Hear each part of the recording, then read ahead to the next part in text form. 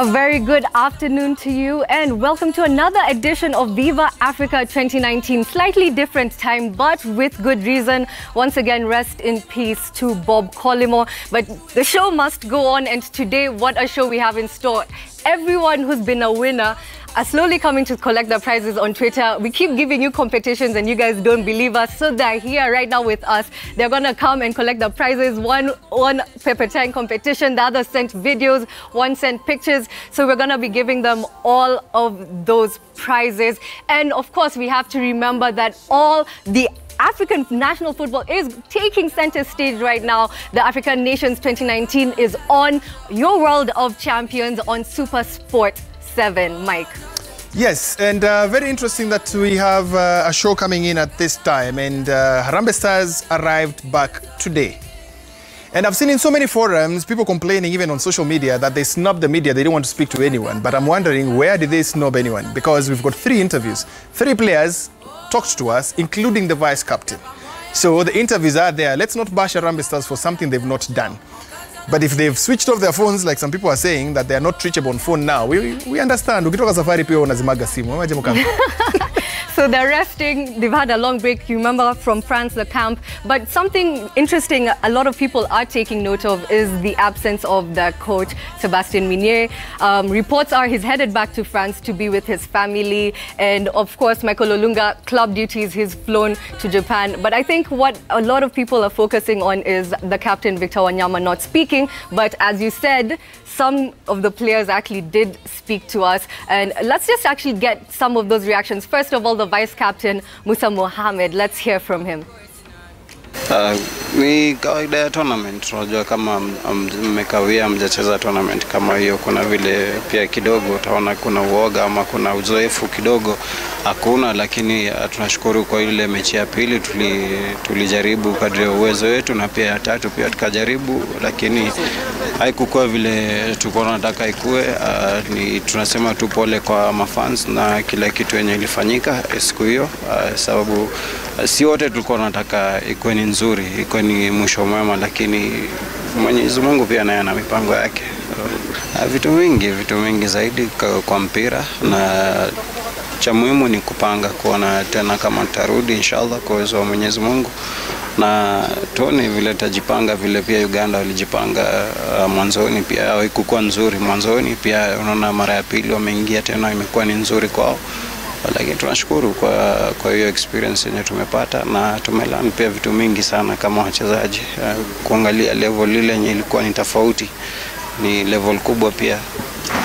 Kitu cha kwanza nilikuwa nataka kuomba msamaha kwa kila mmoja, sababu makosa kweli ilikuwa ni makosa yangu, na kama ingekuwa maybe ni mimi, ingekuwa ni moja bado tungekuwa bado kwa tournament, lakini hiyo ndio ilikuwa makosa nilikosea. Naomba msamaha kwa kila mmoja, pia kwa wachezaji wenzangu, lakini nipatia mpira, so inafanyika na tunaendelea tu. Cheers. Those are the sentiments of Vice Captain Musa Mohamed. He's actually apologizing for one of the goals that he led to be conceded against Senegal. But I think that's what a leader is all about. That's what a captain is all about. You own up and say, ilifanyika, makosa imefanyika, tuendelee, we move on. So, and I think Victor Wanyama has spoken to the media since when? When they were in France, after every training session, after every game. What more did you want him to say now? Yeah. Honestly speaking.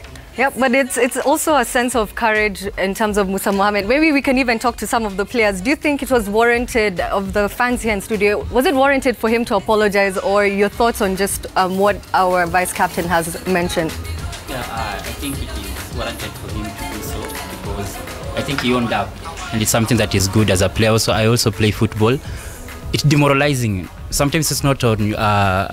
It is not intentional for such blunders to happen, but it's for the good of the fans to apologize.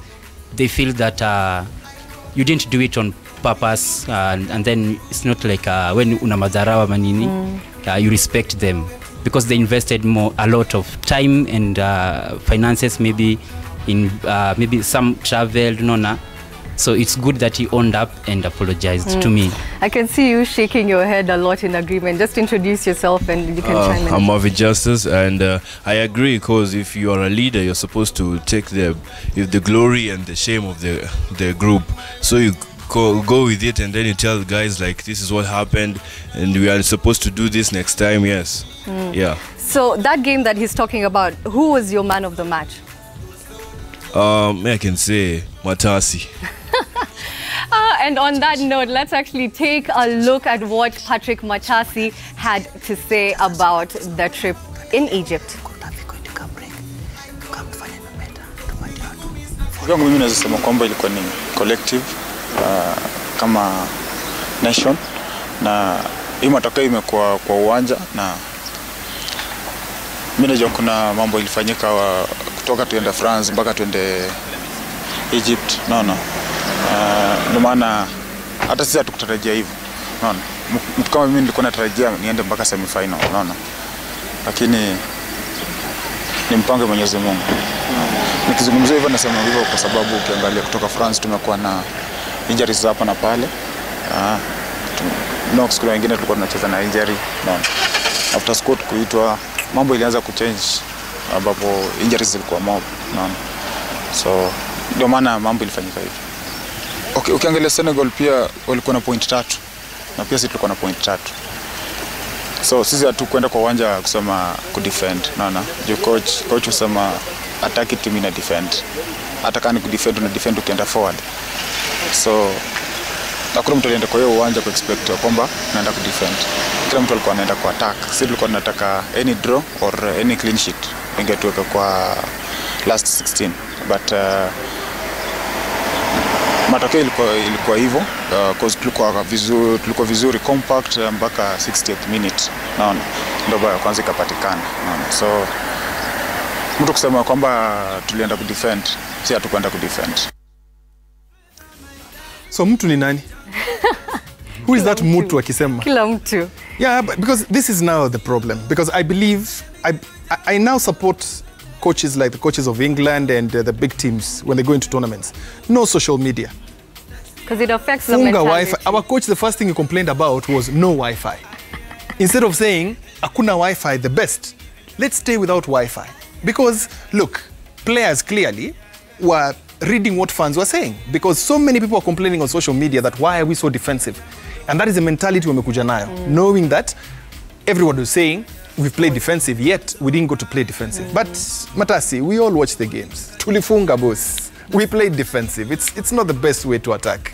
Yeah, you can't defend. Yep, but he actually redeemed himself. He played an excellent game against Senegal, and man of the match after conceding 3 goals. Exactly. I mean, it tells you how much he was valued in that game, and I think he's the only keeper to get man of the match award so far in the tournament. Yeah. Yep. And saving a penalty against one of the best players in Africa is no small feat. Maybe you can share some of your sentiments about Patrick Matasi and his tournament so far. Okay, kwa majina naitwa Derek. Matasi hiyo game alicheza poa sana. Ni two defense communication yao ndio ilikuwa poa kidogo, but Matasi ako tu sawa. After conceding hiyo bao ya kwanza, defense wali tense, tuseme tu hivyo. So naona hata Musa Mohamed kitu alifanya, but Matasi alikuwa tu sawa. And very interesting perspective is it wasn't Sebastian Minier's preferred back four. Matasi has mentioned it, a lot of the key players were injured coming into the game. They didn't have their starting 4 backline, which ended up being a bit of a problem, but they made deal with it. My name is Brian. I tend to disagree with you because the biggest problem that happened is communication in the field, because as far as Matasi alitoka, the defense wangerudi kumcover, but the biggest problem that I will say is Wanyama never played the role of the captain, because he will have communicated in the field and made sure that all these gaps are sealed in the field. Yeah. Okay. Interesting points. I don't want to get into the issues of captain, what he did, what he didn't do. He's got enough bashing already online and everywhere else. So I think it's enough for that. But my biggest problem, we carried players with injuries. We would have rotated those players. I think there's a window where you are told you can change. I believe one department that we don't lack in this country is defense. We would have picked defender, but the question is, they've not trained together. Why? When we made noise about Akumu being left, this is the effect. Because Akumu is a defensive midfielder who can drop back to play as a defender. I know him as a utility player. Even right back, he can play very easily. Kikiumana unawambia Akumu, shuka. He plays that role very well for Zesco. He played it for Gor very well. But the coach made his choice. We had a midfielder on the bench who never played. Gonzalez never played, never even warmed up. But anyway. He's actually one of the players who also did not travel back with the squad. And on that note, let's just listen to the final player, a rising star, Eric Marcelo Ouma, and to some of his ideas and what he thought about the performance in the tournament. Naweza sema performance hajakuwa vibaya. Ni venye tu inapen kwa football, ni either you win or either you lose. So tumelearn from those mistakes that tumemake. Tunajua next qualifier will rectify on those mistakes. Tunakuwa tu na hiyo one vision, tunaenda as a team na tunapanga kucheza the next qualifiers for hiyo World Cup ama African Cup of Nation. Juu ni good team na tukiwa pamoja we can do more wonders. Tumoja tu ni investment tu juu na believe Kenya tuko na wachezaji wazuri na with good investment and proper guidance tunaweza enda mbali. Timu inaweza beba maybe ni Egypt juu wako na home advantage. Of course, my number one is Matasi. Thanks bwana for the interview man. Eric Ouma, Marcelo, Egypt to take it. No, I don't think so. I don't believe so. Egypt have got one of the shakiest defenses. And by the way, if they're not careful against South Africa, because South Africa wanakaza, wanazika, and look at Egypt. Anybody who's frustrated them for more than 30 minutes, their game plan just goes haywire. They are not tactically superior to the teams that we've seen there. Look at people like Senegal. With all the pressure, with all the defensive work we put in, they knew our time will come. They beat their time, they got it, that's it. And I believe if all our players had the mentality of Marcelo, me, he's my player of the tournament from the Kenyan side. If we had that mentality, no fear, take on the big boys, whether it's the size, whether it's the name, whether it's anything, and he would track back and move forward. Yeah. Energy, Pumzi, let's just look for 4 more Marcelos, we'll be fine. And interesting, some of the young players who've really shown themselves, we look at Avire, who hadn't been capped for Kenya, but he was one of the standout performers, especially in that game in Tanzania. Once he came on, it seemed like the game switched for Kenya. Anybody will comment on that? Okay, I'm Lawrence, but as for Avire, I don't think so. I agree with Mike Marcelo. Avire, you don't think Avire played well? He did.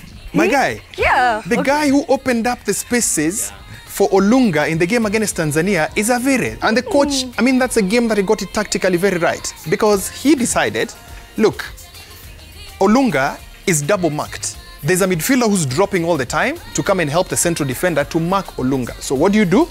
Throw spanner in the works. Kahata was ineffective. In fact, wangemwacha hata hivyo hakuna kitu angefanya. So bring in Avire and everything changed. The spaces were being found now because they are with Olunga, Avire anapewa ball. Wakaona runs mbili wakajua we ni kubaya. So they detached one defender, go to Avire. Ameenda kwa Avire, Olunga had space. So I believe we need to congratulate the players that played. Anyway, other than Marcelo, who else played for you? Joanna. Yeah, he was outstanding at the midfield. Alifanya wanyama onekane tu akikimbia tu hivyo. Akili Joanna ako fiti. This is crazy. I have nothing more to say after that, Bukavi. Now, let's just remember that the AFCON tournament is available on Super Sport 7, on DSTV Family, DSTV Compact, DSTV Compact Plus, and of course, DSTV Premium. And some games are available on some selected games are available on DSTV Access on Super Sport 10. Want to take a quick break, but when we get back, all the winners here in studio get the money. That quick fire mic, remember? I remember. Lawrence is here. VAR. We'll ask him if he's learned how to pronounce Belaili. No. I will ask him the name, the players' names, all of them. Then we get it now. Because that is not, by the way, that's not the tiebreaker, Lawrence. There's one question you answered right and we didn't get it. Belaili, I still kicked it out. Because Belali and Belaili, I'll still maintain it's not the same player. So let's go into a break.